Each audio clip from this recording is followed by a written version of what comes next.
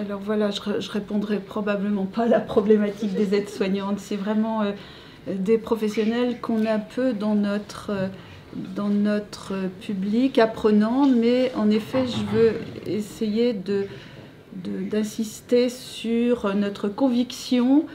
Donc, à l'Université de Bourgogne et dans le domaine des sciences de santé, notre conviction qu'il faut impérativement former les professionnels à travailler ensemble dès la formation initiale et bien sûr en formation continue. Et c'est une conviction ancienne. Et nous avons déjà réfléchi avec la législation de l'époque où il y avait la fameuse délégation de tâches qui pouvait être mise en place. Voilà. Donc notre unité mixte de développement professionnel, vous pouvez revenir, voilà, notre unité mixte de développement professionnel continu en santé résulte de la fusion de tous les services de formation continue en santé de l'université. Donc tout était éclaté à l'époque. Une partie était gérée par le service central de l'université. Donc c'était la formation continue pharmaceutique d'une part et celle des paramédicaux. Et puis comme dans les autres facultés, la médecine avait son département autonome de formation médicale continue. Et avec le doyen de l'époque, nous avons pensé que ce n'était pas une bonne chose et nous avons créé ce département en 2013. Et nous avons aussi porté le projet de la fusion des deux facultés de médecine et pharmacie pour créer une seule faculté. Bien sûr, on était dans le contexte de l'universitarisation des autres professions de santé. Donc on s'est dit, on aurait une vision globale, formation initiale et continue. Et ça, vraiment, c'était notre, comme je l'ai dit, notre conviction. Voilà. Donc notre département a 6 ans maintenant. Voilà, vous pouvez passer la suivante. Alors qu'est-ce que c'est qu'une unité mixte de formation continue en santé ? Il y en a peu en France, à ma connaissance 5 ou 6. Ce n'est pas une entité juridique. C'est un concept qui a été proposé par la HAS dans les années 2000 avec donc comme objectif la mixité des apprenants, donc de réunir, quand cela est pertinent, bien sûr, il ne faut pas le faire à chaque formation, mais donc des professionnels de différentes formations de base.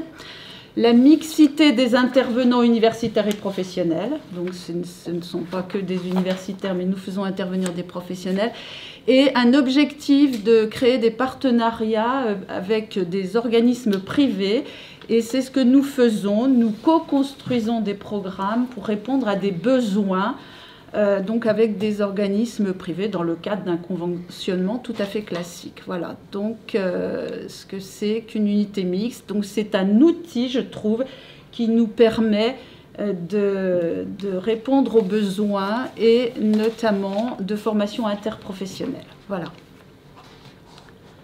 Alors donc nous avons un conseil d'orientation qui réunit bien sûr des universitaires de notre faculté, mais les représentants des écoles de santé, donc maïeutique, qui maintenant est un département à part entière de notre UFR, les instituts de formation en soins infirmiers, les masseurs kinésithérapeutes.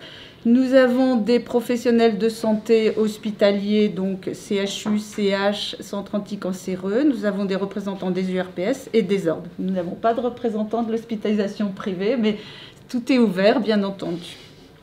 Et puis l'ARS également qui participe. Voilà.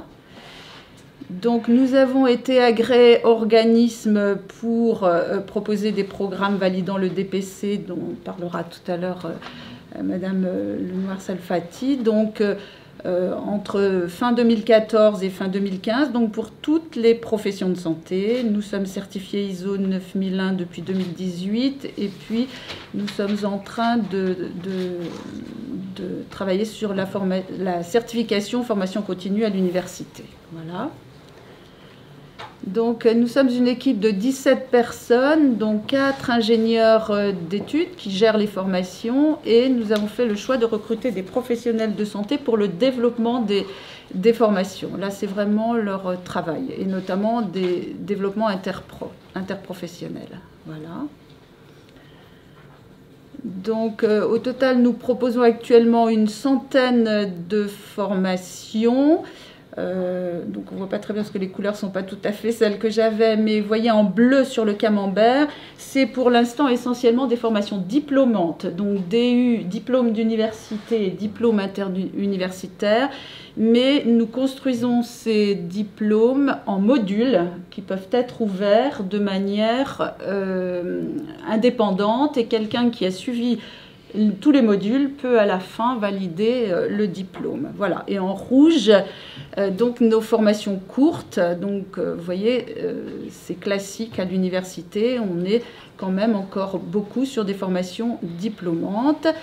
Nous avons 31 formations ouvertes à plusieurs professionnels, mais attention, nous faisons bien la distinction entre des formations pluriprofessionnelles, c'est-à-dire à laquelle peuvent assister différents professionnels de santé, et les véritables formations interprofessionnelles pour lesquelles il y a des discussions autour des pratiques et une vraie valeur ajoutée de la formation. Et celle-ci, nous en avons quelques-unes, je vais vous en citer quelques-unes, mais ça reste encore difficile à monter. Hein. Donc une chose est de mettre ensemble des infirmières, des médecins autour d'une formation. C'est autre chose de les faire vraiment interagir autour de pratiques, de protocoles. Hein. Donc ça, c'est notre cheval de bataille, mais on est quand même toujours encore dans des visions assez tubulaires des métiers dans notre culture. Voilà. Donc ensuite, alors j'ai mis quelques exemples, je ne veux pas tout vous lister, mais nous avons des masters. Bon, il est en train de fermer, mais nous avons le master périnatalité, management et pédagogie qui formait les cadres, l'ancienne école de cadres de sages-femmes, mais nous sommes obligés de le fermer parce que la nouvelle législation a permis que les cadres puissent être formés avec des masters différents. Donc du coup, ce master qui était le seul en France, qui pouvait être suivi par ces sages-femmes, maintenant n'est plus le seul, et du coup nous n'avons plus suffisamment d'effectifs. Et puis nous avons créé un master santé, soins et communication, mais qui malheureusement qui était surtout dédié aux infirmiers, mais pas que, mais qui est arrivé en même temps que le diplôme d'état infirmier en pratique avancée, et du coup là ils se sont retrouvés en compétition. Donc pour ce qui est des diplômes d'état donnant grade de master, donc nous ouvrons là en octobre le diplôme d'infirmier en pratique avancée avec les 3 mentions, donc polypathologie chronique stabilisée, onco et onco-hématologie, et maladie rénale chronique, dialyse et transplantation. Et nous avons prévu d'ouvrir la mention psychiatrie à la rentrée 2020. Donc si vous voulez, on pourra en discuter. Donc je pense que c'est un diplôme qui vous intéresse. Il est ouvert donc en alternance avec 2 semaines à la faculté et 2 semaines en établissement. Et puis, bien sûr, un stage dans les services correspondant à ces pathologies, donc en 2e année. Voilà. Donc, nous allons inscrire aussi les infirmiers anesthésistes, mais là, c'est l'école du CHU qui a la main sur cette formation. Donc, ce n'est pas nous qui la gérons, mais il y aura une inscription universitaire. Et puis, nous avons quelques étudiants qui préparent le doctorat de médecine ou de pharmacie en formation continue. Voilà. Nous avons donc des capacités de médecine, par exemple la dictologie, allergologie, et puis énormément de DU, DIU. Je vous montrerai un petit peu les spécialités rapidement. Alors, les formations courtes, là, que nous construisons à la carte en fonction des besoins des professionnels, donc peuvent être soit strictement monoprofessionnels, rôle du médecin dans les troubles neurodéveloppementaux chez l'enfant, bonne pratique de dispensation de l'oxygène, formation à la vaccination antigrippale pour les pharmaciens, ou vraiment interpro. Et là, je peux vous signaler prise en charge du patient présentant une conduite addictive, c'est une vraie formation interpro. Allaitement maternel, accompagnement et prise en charge, c'est tout à fait interpro. Un séminaire de génétique sur les aspects éthiques également, voilà. Et puis nous avons des formations un peu particulières, management d'équipe de professionnels en santé, Et puis, je vous en ai parlé tout à l'heure, nous accompagnons des médecins qui veulent s'installer dans le secteur libéral, cette fois en Bourgogne-Franche-Comté, avec un module spécifique pour les médecins étrangers. Voilà. Diapositive suivante. Donc ça, ce sont nos pôles un petit peu dans lesquels s'inscrivent nos formations. Donc ce sont des pôles classiques, mais qu'est-ce que je peux vous signaler? Vous voyez, nous avons un pôle de pratique en soins primaires que nous sommes vraiment en train de développer actuellement. Sinon, donc, ce sont des pôles classiques de disciplines en santé. Voilà. Donc, nous avons environ 1350 inscrits par année et nous avons formé plus de 7500 professionnels depuis 2013. Voilà. Donc là, c'est la répartition. Donc, majoritairement des pharmaciens et des médecins. Vous voyez, 20% de notre effectif pour chaque profession. Des infirmiers, 11%. Des chirurgiens dentistes, 7%.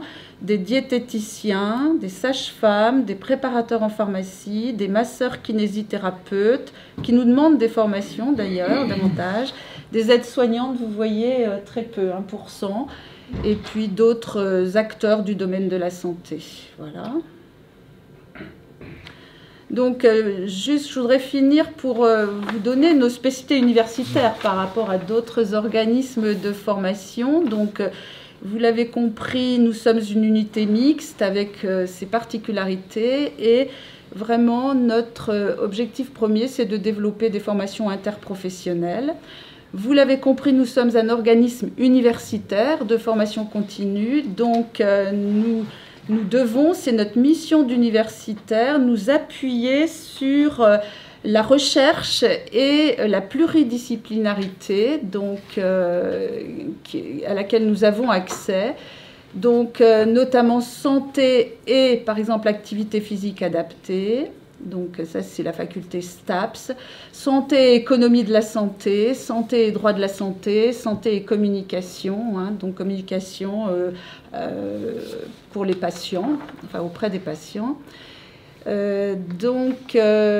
Nous avons la chance d'avoir des enseignants extrêmement investis dans les pédagogies innovantes, donc à distance, ou encore donc, des pédagogies de réalité virtuelle, de simulation. Donc ça, ce sont vraiment des atouts pour nous, hein, que nous développons. Je vais vous montrer une ou deux diapos. Et puis, bon, toutes nos formations sont validées alors, par 5 ou 6 commissions, hein, à l'intérieur de notre unité, puis à l'UFR, en comité pédagogique, en conseil de l'UFR, et puis au final devant les conseils universitaires, ainsi que les tarifs, hein, tout est validé par toutes ces instances.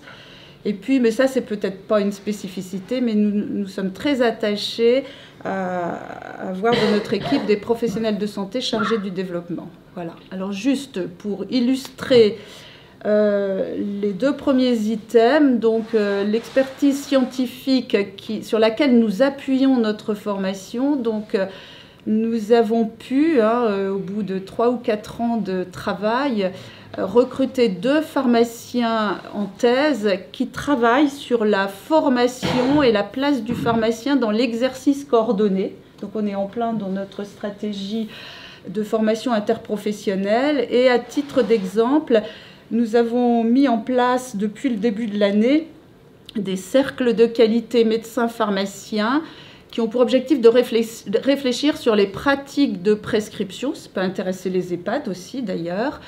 En tout cas, c'est sur le modèle suisse, et en Suisse, ils ont fait la même chose avec les EHPAD. Donc, à la fois, comment dire, d'un point de vue de la qualité de la prescription, mais aussi de son efficience, hein, donc des aspects économiques. Et donc, ces cercles, donc une dizaine au niveau national, par exemple, avec le thème antibiotique, anti-inflammatoire, médicaments du tractus gastro-intestinal, donc, fera l'objet d'une évaluation par le laboratoire d'économie de la santé, donc en 2020, et en vue d'une extension ultérieure. Donc voilà, c'est vraiment une particularité de notre organisme de formation de pouvoir proposer des programmes qui s'appuient, enfin qui vont faire l'objet d'une évaluation par un laboratoire de recherche. Voilà. Et puis juste pour finir, donc sur l'expertise pédagogique et les pédagogies innovantes, voilà. Donc diapositive suivante. Donc nous avons créé une salle particulière que nous appelons un Learning Lab qui nous permet donc d'innover. Alors, diapositive suivante. Voilà. Alors, notamment, on ne voit pas les couleurs, mais cette salle est organisée, donc elle est modulable avec des codes couleurs, justement pour la formation interprofessionnelle, où on peut mettre des professionnels dans un groupe, et puis après, donc, bien entendu, croiser les professionnels. Nous avons une imprimante 3D, c'est pour des applications très particulières. Les objets connectés, la formation donc, qui fait appel à des objets connectés. Et diapositive suivante, donc ça c'est en train de se développer, donc la réalité virtuelle avec un casque qui permet donc des apprentissages, par exemple l'anatomie ou d'autres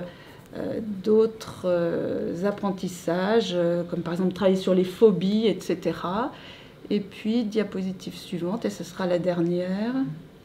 Voilà, donc simuler la chirurgie, mais nous avons en prévision un centre de simulation. Il y en a déjà un au CHU, mais il y a un projet de centre de simulation beaucoup plus ambitieux, là, pour les 2 années à venir, qui permettra donc de former en formation continue les professionnels grâce à la simulation. Ça existe déjà pour les urgences, pour les accouchements, il y a déjà cette possibilité-là, mais ce sera beaucoup plus, comment dire, il y aura beaucoup plus de mannequins et des locaux beaucoup plus importants d'ici, je pense, 2 ans, et ce centre sera tout à côté de notre département. Voilà. Donc, je ne sais pas si j'ai répondu à quelques questions. Alors, si j'avais noté la VAE, ce n'est pas nous, c'est le service commun de formation continue de l'université. Non, mais nous ne sommes pas en charge de cet aspect. Et d'ailleurs, je ne sais pas pour les professions paramédicales, ça ne doit pas être l'université, ce sont les écoles qui font la VAE, je pense. Qu'est-ce que j'avais noté? J'avais entendu besoin de formation sur la robotisation, etc. Je ne sais plus qui avait dit ça. C'était... Voilà. Donc sur toutes les innovations, donc les innovations thérapeutiques, nous avons des projets sur les médicaments de thérapie innovantes et nous avons un projet de formation sur l'intelligence artificielle avec justement l'imagerie, la robotisation, l'aide à la décision et il y a aussi à l'université un projet de master, mais nous ce sera vraiment pour les professionnels de santé, à la fois utilisateurs et mise en place de projets. Voilà, qu'est-ce que j'avais noté d'autre? Ben voilà, c'est tout ce que j'avais noté pour ce qui est de notre département de formation continue. Après, voilà, sur la formation initiale, donc je ne suis plus aux commandes, donc les choses évoluent, mais j'ai une certaine vision sur les quotas, bien sûr sur le numerus clausus. Moi, j'ai fait mes études, il n'y avait pas de numerus clausus, mais la sélection finalement était exactement la même, parce qu'au final, l'objectif des facultés, c'est de maintenir la qualité. Donc finalement, il n'y avait pas de numerus clausus lorsqu'il est venu l'année après ma promotion. Mais au final, le nombre de personnes qui étaient acceptées, il était strictement similaire. Et bien sûr, il doit s'adapter aux capacités d'accueil aussi de la faculté. Donc il y a la qualité. Il y a le problème des reçus collés. Voilà. Oui, bien sûr, il y a des reçus collés qui ont ils ont largement le niveau, qui ont le niveau, tout à fait. Mais après, il y a la capacité d'accueil. Mais après, quand on enlève les reçus collés, on ne peut pas, voilà.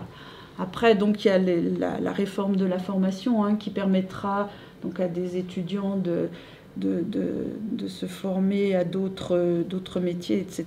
Mais voilà. Merci pour cette intervention. Peut-être que je vous propose, Frédéric, vous aviez un petit mot. Non, c'est juste par rapport à ce que vous dites avec les reçus collés. Comprenez quand même que pour nous, professionnels de santé, et pour nous, patients, c'est pas entendable. Oui. Il n'y a pas de médecin. Oui, oui. Vous savez qu'il y a 25% des médecins qui sortent diplômés qui ne s'inscriront jamais à l'ordre. Oui. Et on n'est pas capable d'augmenter de 25% pour les compenser. Alors ça, c'est les perdus de vue, on ne sait plus ce qu'ils deviennent. Pareil pour pharmacie, hein, c'est pareil pour pharmacie. Ils ne s'installent jamais, c'est fou d'ailleurs. Oui, mais que ça soit Vous en avez un devant vous, hein, je suis docteur en médecine. Non mais on vous a, vous êtes identifié, vous êtes je paye quand même une petite cotisation à l'ordre de médecin non praticien. Oui, mais donc je ne suis pas tout à fait perdu du... Vous êtes inscrit à l'ordre, mais je ne pratique pas. Qui ne s'inscrivent jamais alors qu'ils ont le diplôme. Donc comprenez ils quand ne même s'installent pas, que c'est pas entendable. Et pour la santé des Français, c'est pas entendable. Absolument. Alors les reçus collés, on en a parlé, enfin, c'est aussi le problème de la capacité formative. Parce que la capacité formative, on pense toujours à l'université, à l'école.